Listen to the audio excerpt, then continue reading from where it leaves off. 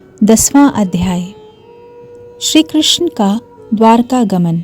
शौनक जी ने पूछा, धार्मिक शिरोमणि महाराज युधिष्ठिर ने अपनी पैतृक संपत्ति को हड़प जाने के इच्छुक आतताइयों का नाश करके अपने भाइयों के साथ किस प्रकार से राज्य शासन किया और कौन कौन से काम किए, क्योंकि भोगों में तो उनकी प्रवृत्ति थी ही नहीं। सूत जी कहते हैं, संपूर्ण सृष्टि को उज्जीवित करने वाले भगवान श्री हरि परस्पर की कलहाग्नि से दग्ध कुरुवंश को पुनः अंकुरित कर और युधिष्ठिर को उनके राज सिंहासन पर बैठाकर बहुत प्रसन्न हुए। भीष्म पितामह और भगवान श्री कृष्ण के उपदेशों के श्रवण से उनके अंतःकरण में विज्ञान का उदय हुआ और भ्रांति मिट गई। भगवान के आश्रय में रहकर वे समुद्र पर्यंत सारी पृथ्वी का इंद्र के समान शासन करने लगे।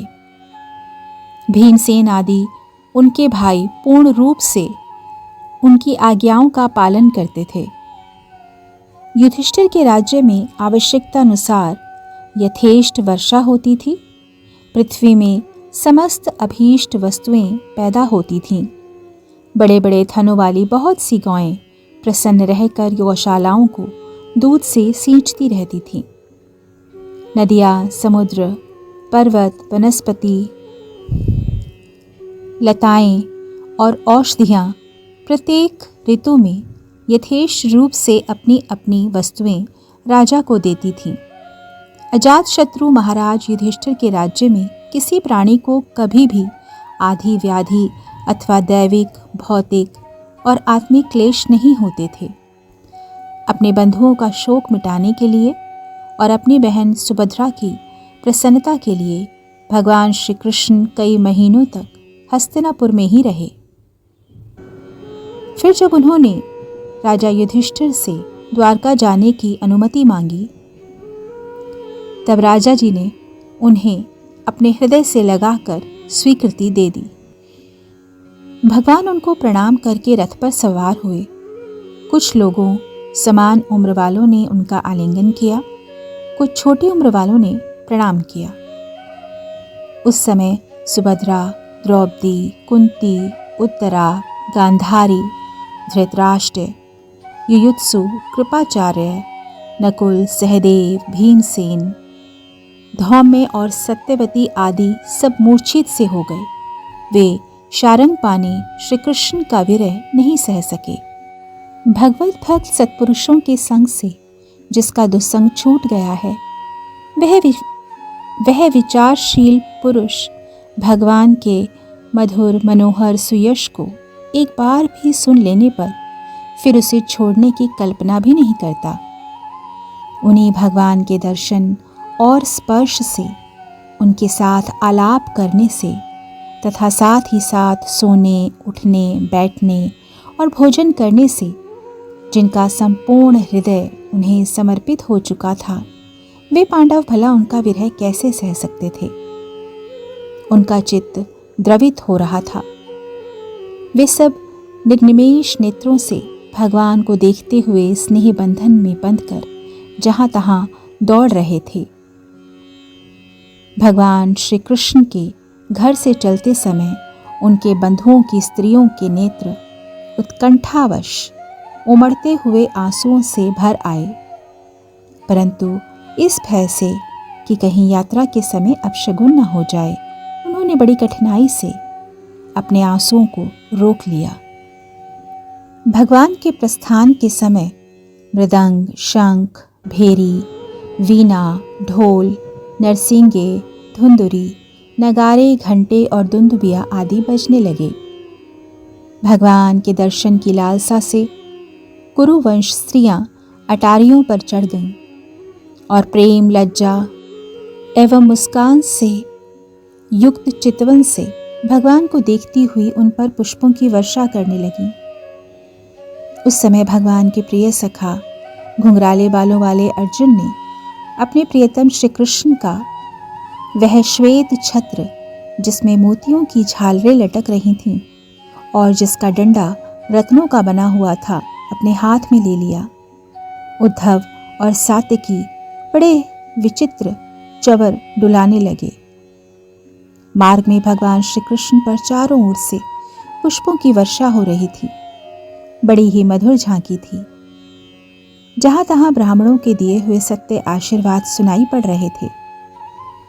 वे सगुण भगवान के तो अनुरूप थे ही, क्योंकि उनमें सब कुछ है, परंतु निर्गुण के अनुरूप नहीं थे, क्योंकि उनमें कोई प्राकृत गुण नहीं है।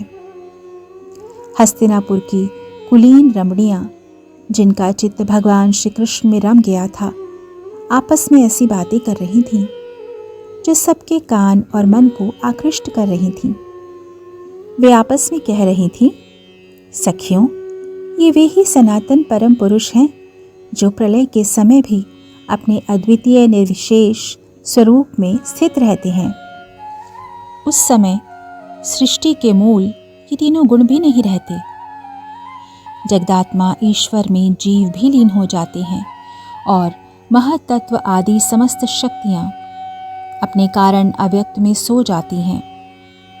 उन्होंने ही फिर अपने नाम रूप रहित स्वरूप में नाम रूप के निर्माण की इच्छा की तथा अपनी काल शक्ति से प्रेरित प्रकृति का, जो कि उनके अंशभूत जीवों को मोहित कर लेती है और सृष्टि की रचना में प्रवृत्त रहती हैं, अनुसरण किया और व्यवहार के लिए वेद आदि शास्त्रों की रचना की।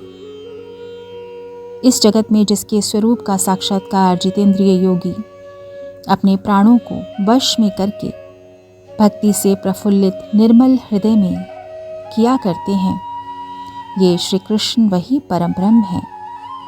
वास्तव में इन्हीं की भक्ति से अंतःकरण की पूर्ण शुद्धि हो सकती है, योगादि के द्वारा नहीं।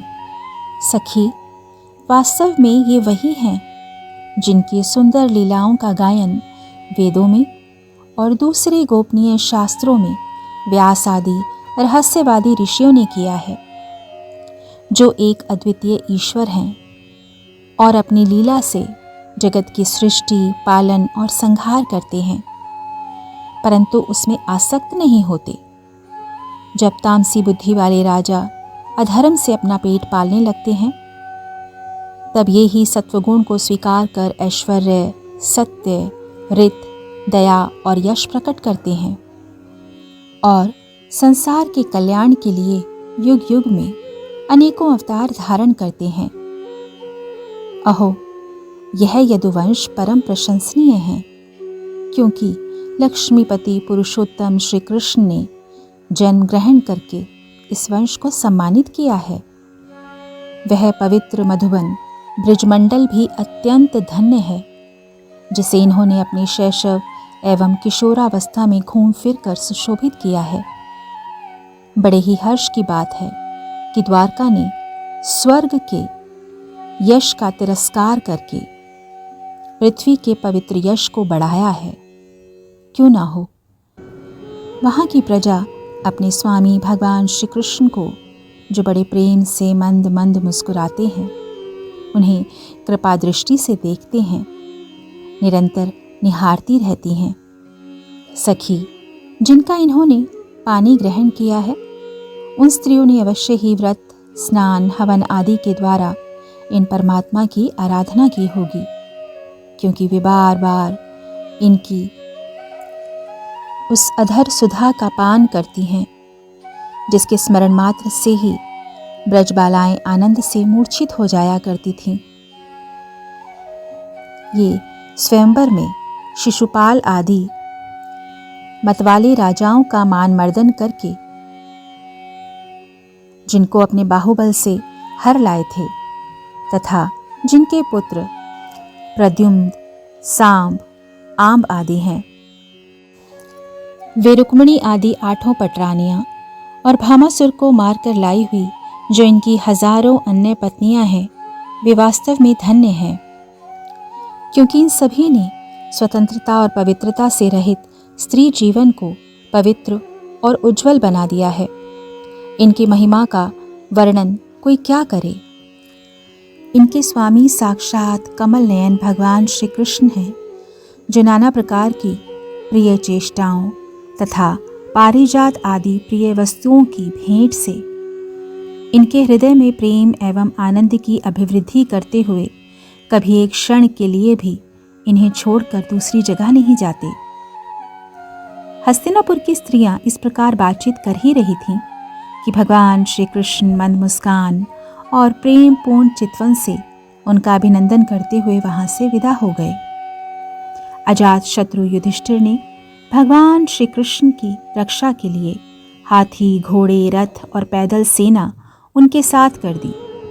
उन्हें स्नेहवश यह शंका हो आई थी कि कहीं रास्ते में शत्रु इन पर आक्रमण न कर दे। सुदृढ़ प्रेम के कारण कुरुवंशी पांडव भगवान के साथ बहुत दूर तक चले गए। वे लोग उस समय भावी विरह से व्याकुल हो रहे थे। भगवान श्री कृष्ण ने उन्हें बहुत आग्रह करके विदा किया और सात्विकी, उद्धव आदि प्रेमी मित्रों के साथ द्वारका की ओर यात्रा की। शौनक जी वे कुरुजांगल, पांचाल, शूरसेन, यमुना के तटवर्ती प्रदेश ब्रह्मावर्त, कुरुक्षेत्र, मत्स्य, सारस्वत और मधुधन्व देश को पार करके सौवीर और आभीर देश के पश्चिम आनर्त देश में आए। उस समय अधिक चलने के कारण भगवान के रथ के घोड़े कुछ थक से गए थे। मार्ग में स्थान स्थान पर लोग उपहार आदि के द्वारा भगवान का सम्मान करते। सायंकाल होने पर वे रथ पर से भूमि पर उतर आते और जलाशय पर जाकर संध्या वंदन करते। यह उनकी नित्यचर्या थी। 10वां अध्याय समाप्त हुआ। हरे कृष्ण कृष्ण कृष्ण हरे हरे, हरे राम राम राम हरे हरे।